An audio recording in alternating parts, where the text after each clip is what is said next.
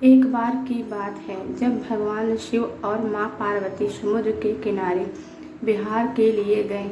इस दौरान भगवान शिव के मन में एक शरारत सूझी और उन्होंने कहा कि देवी पार्वती, मुझे अचानक एक आवश्यक कार्य के लिए जाना पड़ रहा है। मैं कार्य पूर्ण होते ही शीघ्र आपके पास आता हूँ। आप यही मेरी प्रतीक्षा कीजिए। असल में भगवान शंकर माता पार्वती को परेशान करना चाहते थे। भगवान शिव की बात मानकर माता पार्वती अकेले ही समुद्र तट पर बैठकर उनकी प्रतीक्षा करने लगी।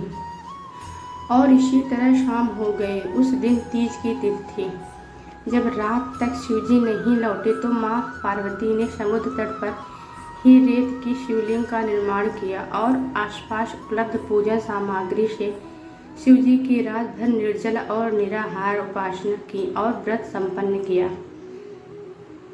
भगवान शिव वहाँ सूक्ष्म रूप में पहले से ही विराजमान थे और वो सभी गतिविधियों को निहार रहे थे। सुबह होते ही माँ पार्वती से समुद्र में रेत की शिवलिंग और पूजन सामग्री को विसर्जित कर दिया।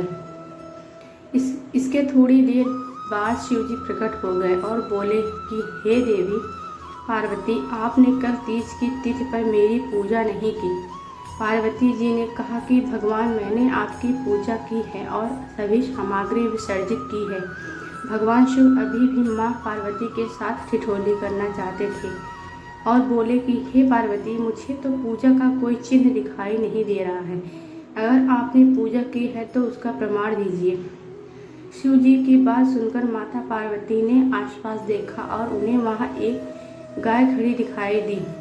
उन्होंने भगवान शिव से कहा कि ये गाय मेरी साक्षी है। जब मैं पूजा कर रही थी तब ये उपस्थित थी।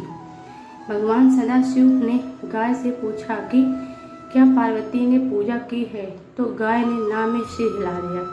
भगवान शिव ने कहा कि पार्वती, आप असत्य कह रही हैं। गाय ने तो गवाही नहीं दी है।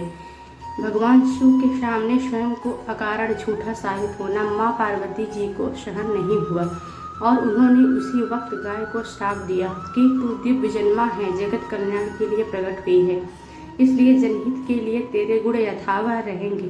किंतु जिस मुख से तुमने ये झूठी गवाही दी है उसे दंड भुगतना पड़ेगा।